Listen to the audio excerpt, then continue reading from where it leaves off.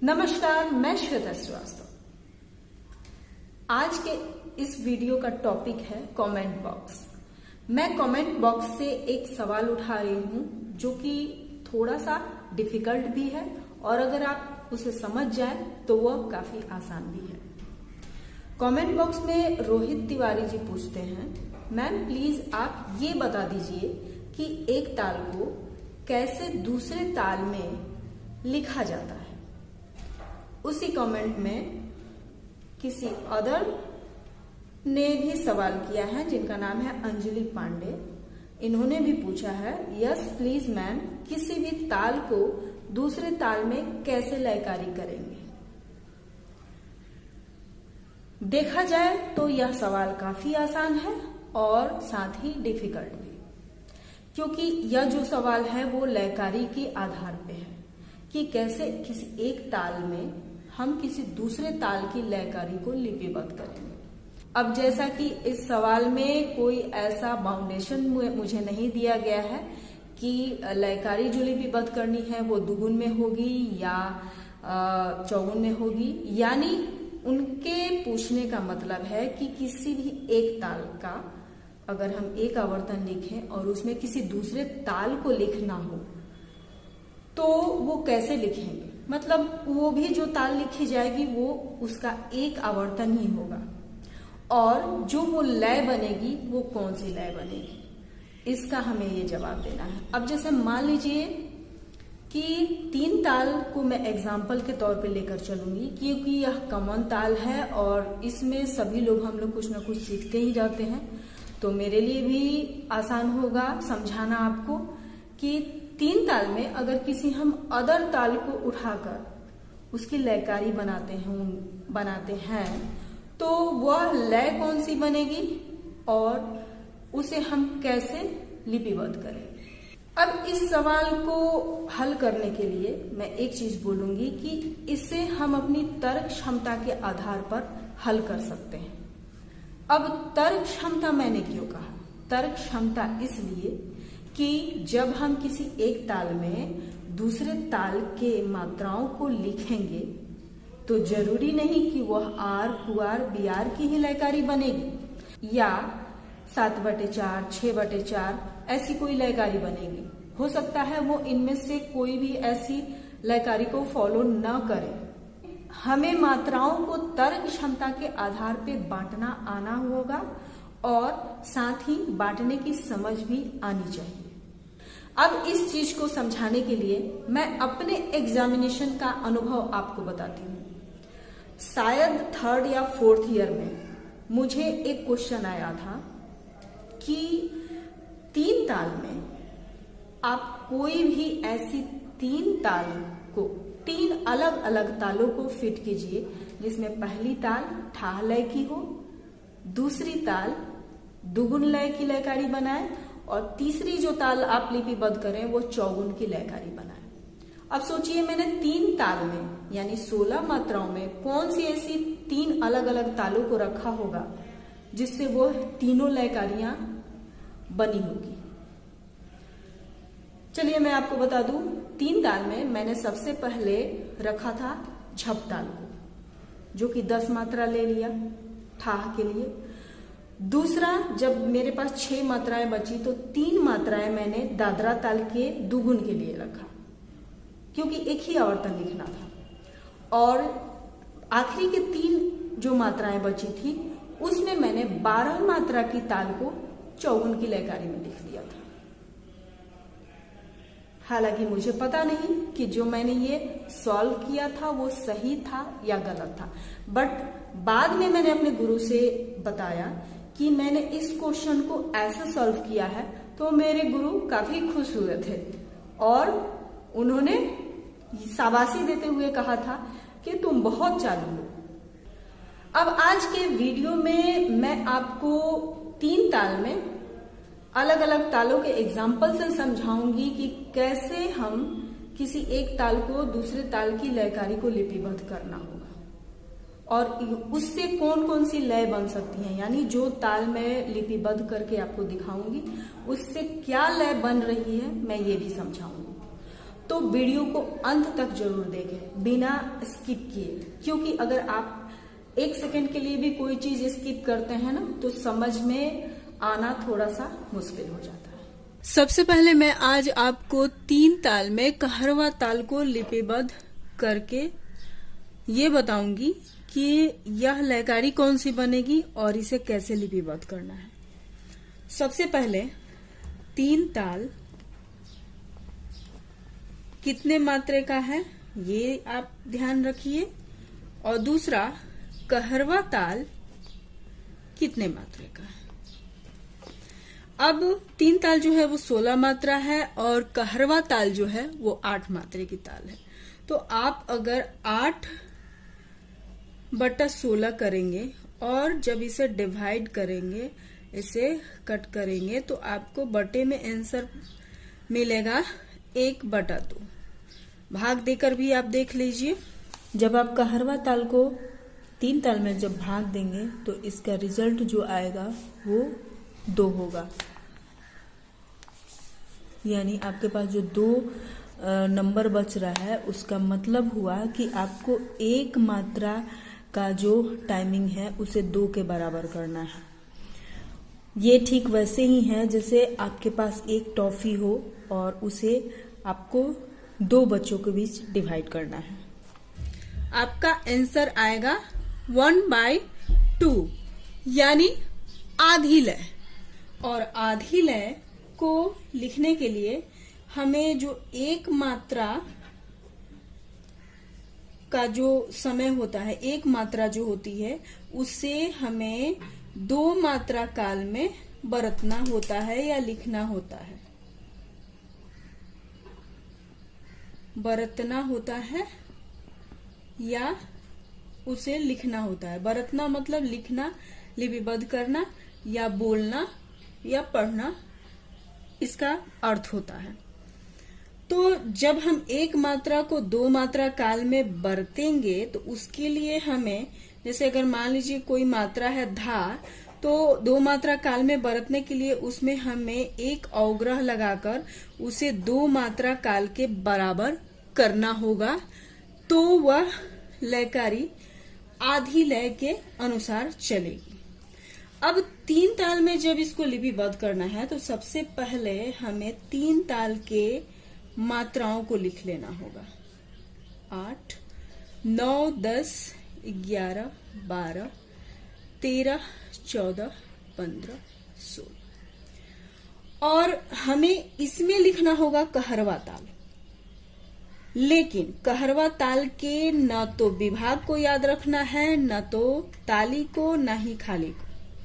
हमें 3 ताल में लिपिबद्ध करना है तो हमें सिर्फ 3 ताल के विभाग, मात्राओं और ताली खाली को ही लगाना होगा। बस उसमें जो हम मात्रा लिखेंगे वह 3 ताल की होने की बजाय कहरवा ताल की होगी।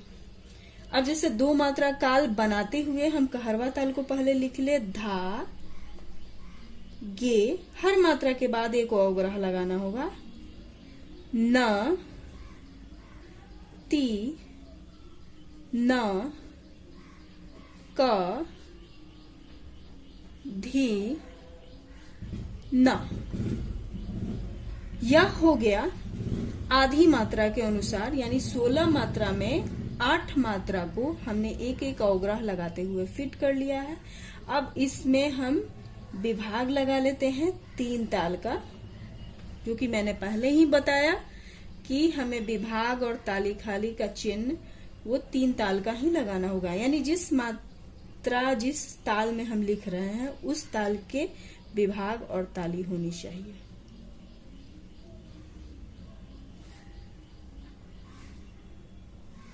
ये हो गया 3 ताल में कहरवा ताल को लिपिबद्ध करने का तरीका। अब जवाब इसका ये होगा, पहला तो हो गया लिपिबद्ध करने का तरीका, और इसका जवाब ये हुआ कि यह लयकारी कौन सी बन रही है। यह लयकारी आधी लय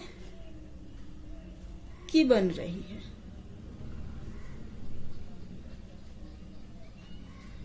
हमने एक आवर्तन लिपिबद्ध कर लिया।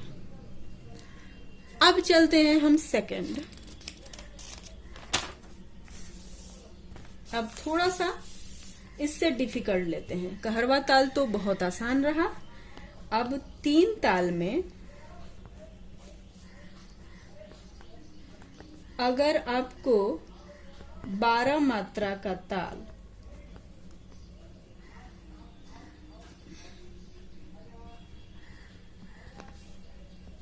लिपिबद्ध करना हो, अब 12 मात्रा में मैं कौन सी 12 मात्रा उठाऊंगी? यह होगा एक ताल। एक ताल किस वजह से, मैं वो अभी आगे बताती हूं। हमें 3 ताल में एक ताल को लिपिबद्ध करना है, यानी 16 मात्रा में हमें 12 को लिपिबद्ध करना है। जब आप इसे डिवाइड करेंगे, भाग देंगे, तो आपका आंसर आएगा पॉइंट में, जो कि होगा 0.75। 75 पौनी के बराबर होता है, पौनी लय के बराबर। और अगर इसको डायरेक्ट कटाते हैं किसी ऐसी संख्या से जिससे दोनों विभाजित हो जाए, तो यह होगा 4 से अगर कटाते हैं तो 4 तिया 12 और 4 चौके 16। इसका आंसर आएगा 3/4। अब 3/4 जो है वो पौनी लय को इंडिकेट करता है, यानी अगर हम 3 ताल में एक ताल को लिपिबद्ध करेंगे, यानी 16 मात्रा में 12 मात्रा को लिपिबद्ध करेंगे, तो वह पौनी लय बनेगी। अब पौनी लय बनाने का जो नियम है वो है कि हमें एक मात्रा काल को चतुर्गुणित करना पड़ता है। एक मात्रा को चतुर्गुणित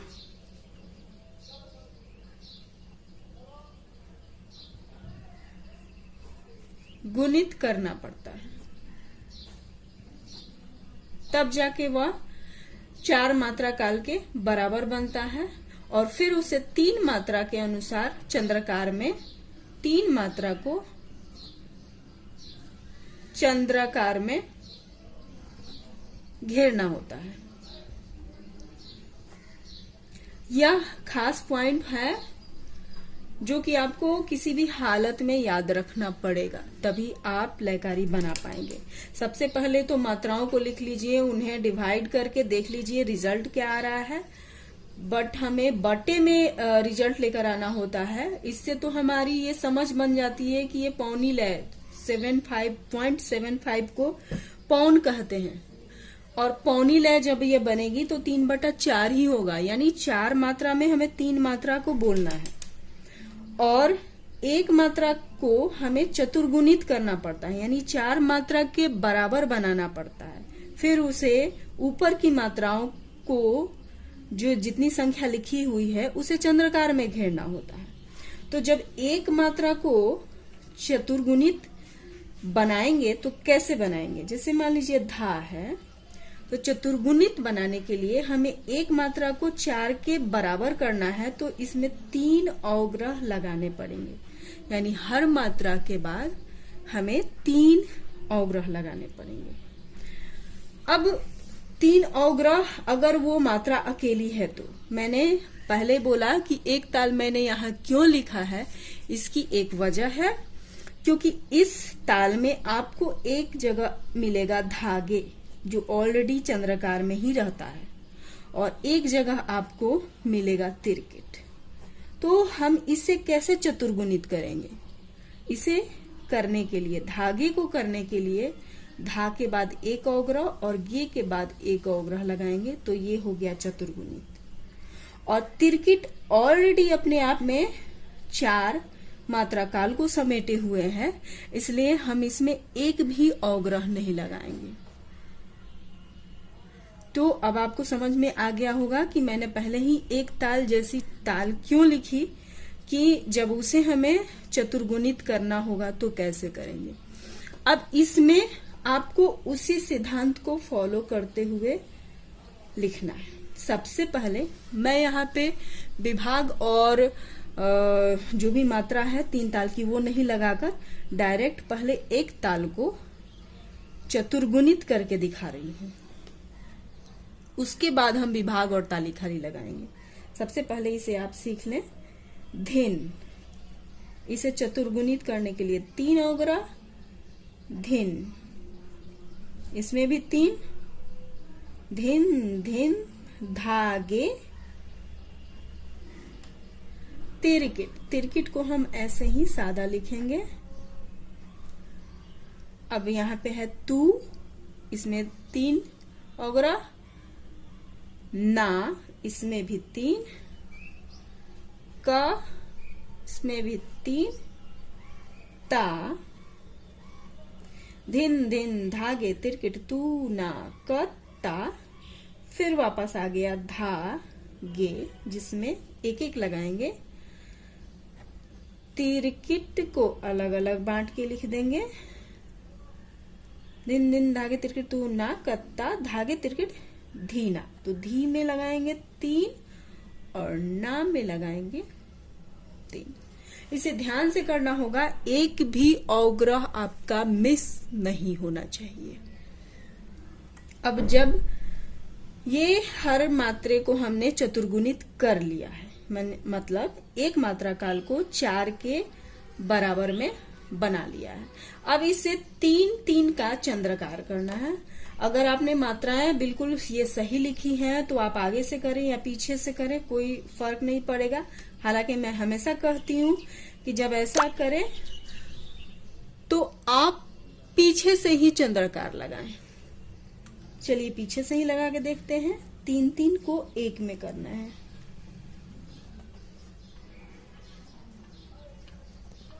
ध्यान रहे, ये करने के बाद अब जैसे यहाँ 2 बची है तो मैं यहाँ से एक औगरा काट दूं और इस औगरा को यहाँ बनाकर, ताकि एक जगह हो तो ज्यादा सुविधा होती है। ध्यान से करना है कि कोई भी एक भी एक्स्ट्रा मात्रा इधर उधर किसी में जाकर न लगे, वरना फिर ये हिसाब नहीं सही बैठता है। अब जब आपने 3-3 को चंद्राकार में घेर लिया है तो इसे अब काउंट करके देखने पे 16 होना चाहिए, क्योंकि हमें 16 में ही 16 मात्रा 3 ताल की जो होती है उसी में लिखना था। तो 16 आनी चाहिए, तब जाकर यह पौनी लय की लयकारी 3 ताल की एक ताल में वो सही से बैठेगी। 1 2 3 4 5 6 7 8 9 10 11 12 13 14 15 16, यह बिल्कुल सही है। अब हम इसमें 4-4 मात्राओं पे विभाग लगा देते हैं और ताली खाली का चिन्ह लगा देते हैं, जो कि है यहाँ पे। और आप चाहें तो ऊपर में मात्राएं भी लिख लें।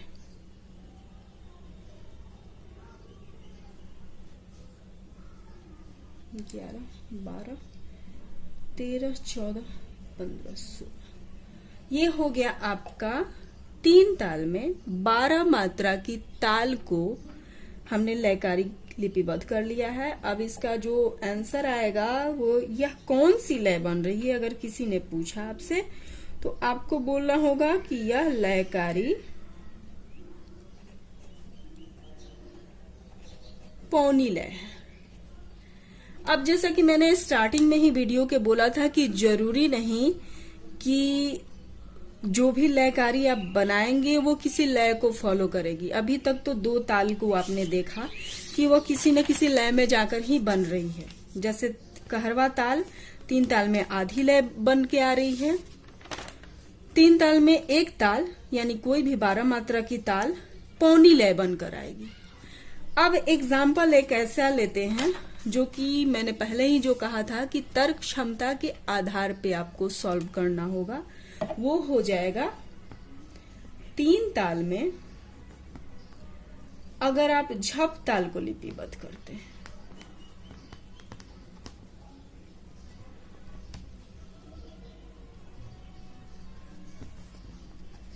तो यह थोड़ा डिफिकल्ट बनेगा। झप ताल 10 मात्रा की और 3 ताल 16 मात्रा की, यानी आपको 16 मात्रा में 10 मात्राओं को फिट करना है।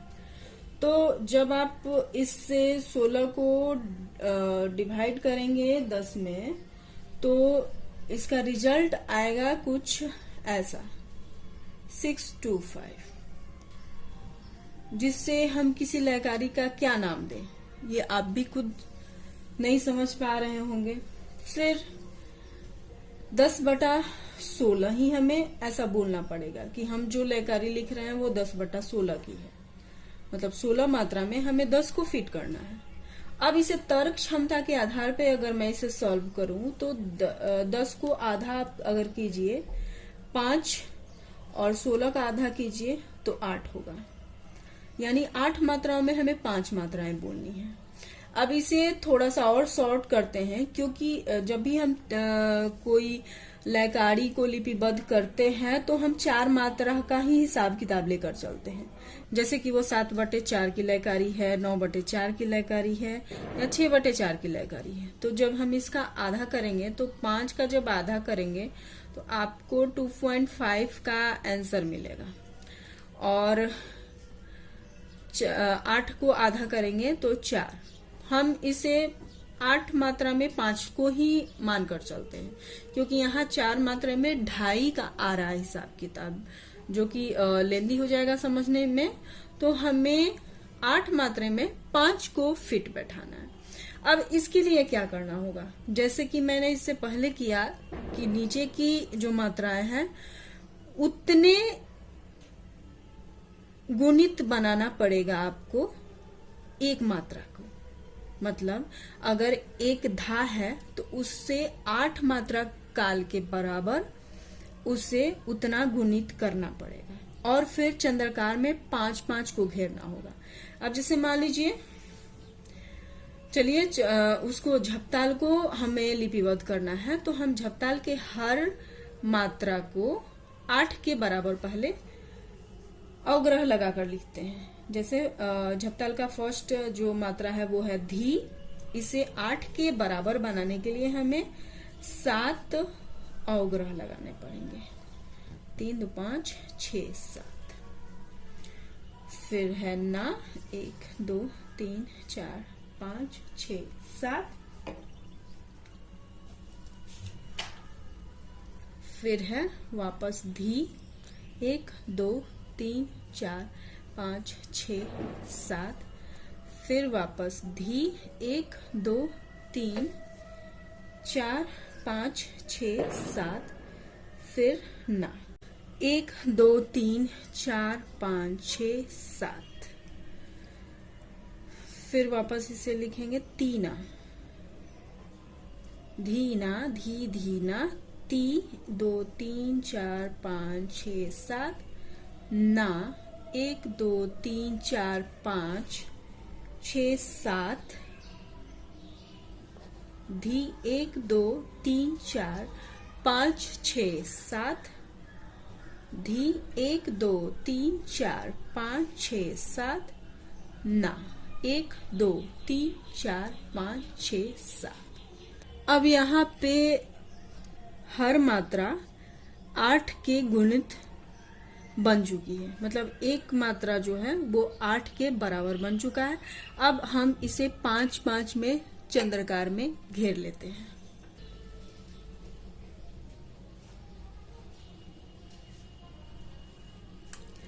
यह पूरी मात्राएं हमने घेर ली हैं। अब इसे काउंट करते हैं। 1, 2, 3, 4, 5, 6, 7, 8, 9, 10, 11, 12, 13, 14, 15, 16।